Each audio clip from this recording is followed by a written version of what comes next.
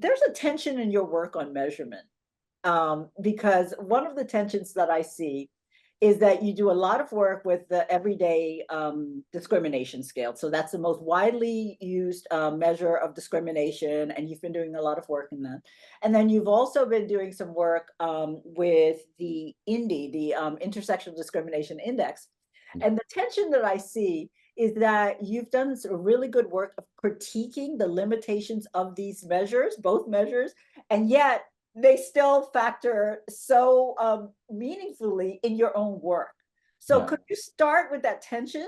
Do you agree with me? Do you agree with my question? I completely agree with you. Yeah. Yeah, so as I read through your work, I'm like, okay, here you are making some really strong and valid critiques of both measures, but then there'll be another study of you using everyday discrimination in Australia, or here you are using it in Brazil. So talk us through that, and then let's enter through the issue of measurement and variance in intersectionality research. The critique that I have come up with regarding the everyday discrimination scale and the intersectional discriminations index doesn't mean that they cannot be used, or that they shouldn't be used in studies on the relationships between discrimination and health or health inequities, right?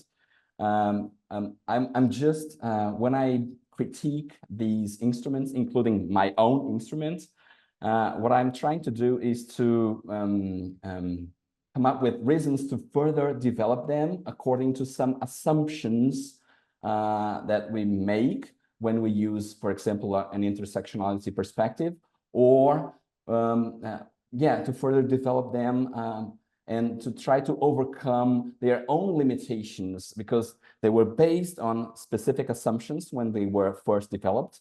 And I think we should be aware of them, and we should be trying to overcome these limitations by refining these skills, or even developing new ones for use in epidemiologic research on health inequities and intersectionality. So that's the main idea. I like to be in the position of doing work on that and critiquing my own work and my colleagues' work as well.